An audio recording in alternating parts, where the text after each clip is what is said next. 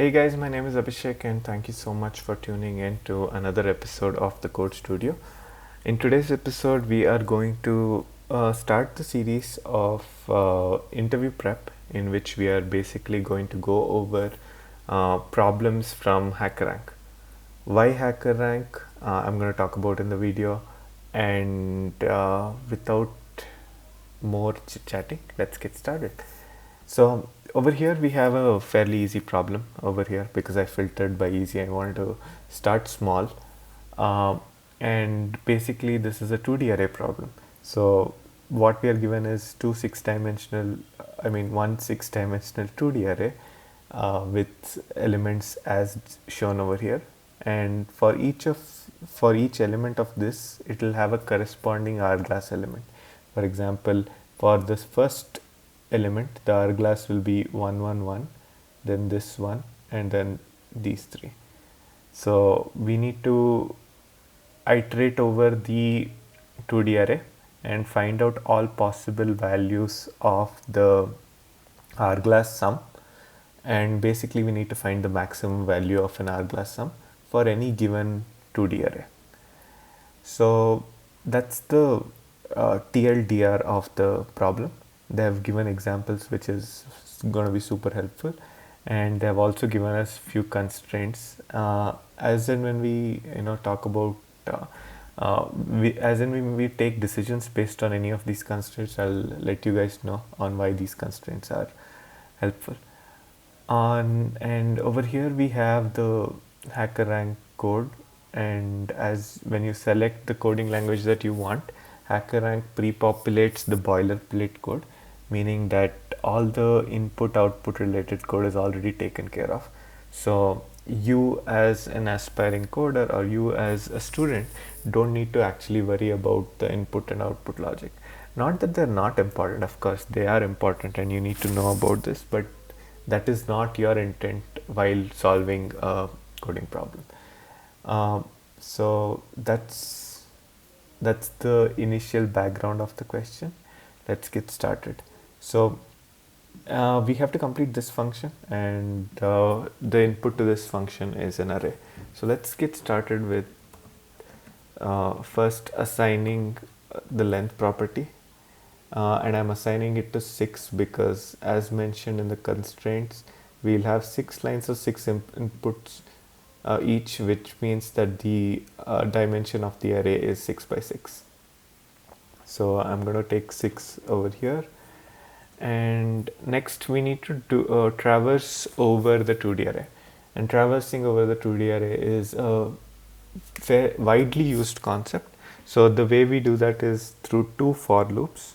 So we do that by saying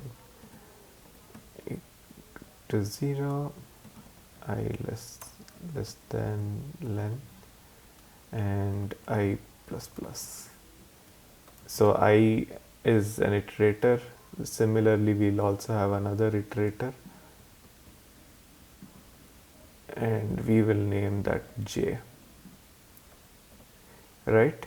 So basically this is how we traverse the 2D array, and I and j are basically the indices of the 2D array, and based on those indices you can find out the element.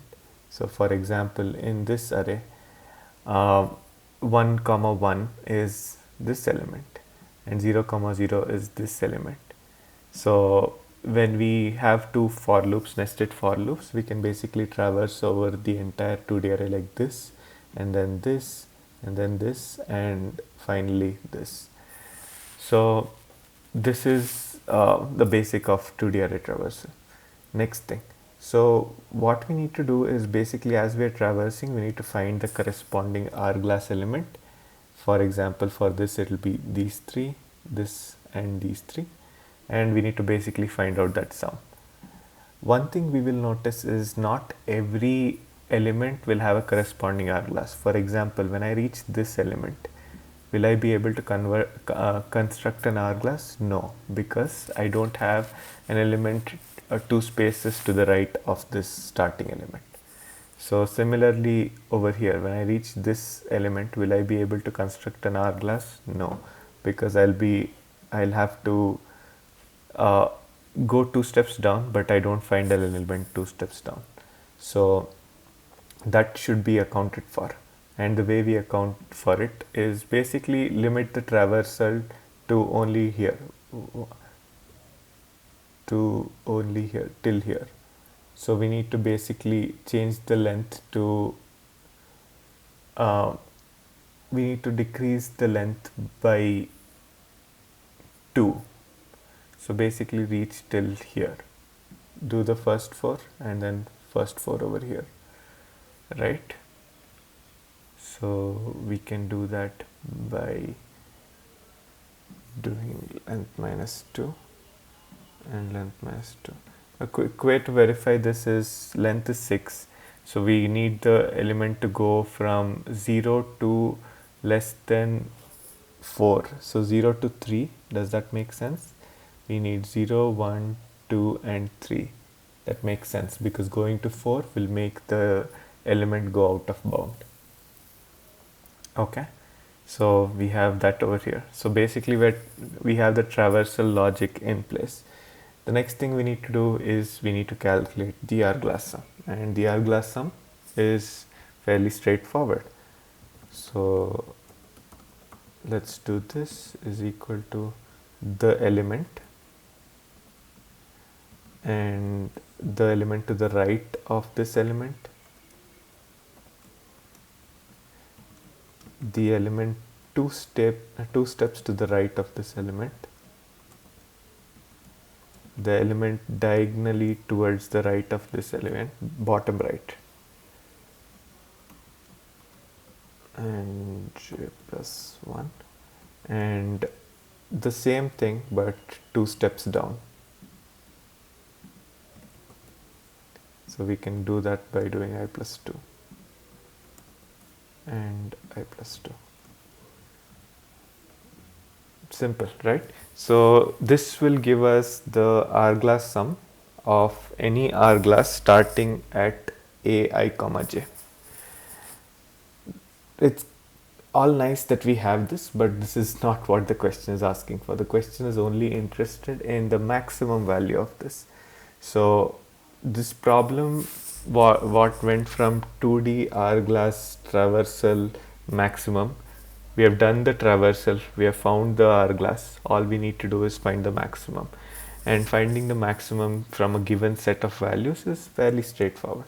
And the way we do that is we predetermine a max to an initial value which is very, very, very small. And how do we decide that value? Let's go back to the constraints. We know that each element, the minimum value is -9. And we know in an hourglass there are 5 elements. So the minimum possible value of the hourglass sum is -9 into 5, which is -45. So the initial value we need to set is less than that minimum value. So let's set it as -46. So should be minimum. And the reason we do that is you'll get to know that over here. So we basically do max equal to is hg sum greater than max. Oops. Then it should be hg sum, otherwise max. So basically what this is doing is it is assigning the hg sum to the max value only if the hg sum is greater than the existing max value, right? So as we complete our traversal, what this statement will do is it will eventually boil up the maximum value, and the max at the end will have the maximum possible hourglass sum. And last we return the max. Simple. I hope this explanation was simple. Let's try to run this code and see how it works.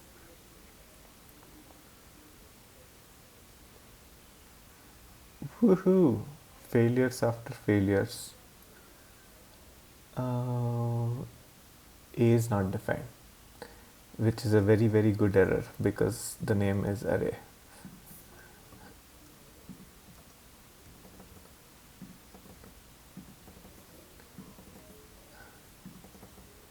I don't know why. I should have just named this A. I don't know why I did this. But anyhow, it was fun. So let's try again. Okay. As you can see, the sample test case is passed. Let's try submitting this. And there we have it. All test cases pass. So that's about it. This is how we approach 2D traversal. We covered how we traverse a 2D array. We covered how we can calculate the maximum. And basically, if we intertwine these two concepts, the challenge becomes super simple. That's it for this video. I hope you guys enjoyed this. I hope this video was informative. If you found the content to be useful, don't forget to like, share, comment, and subscribe. And thank you so much once again for tuning in.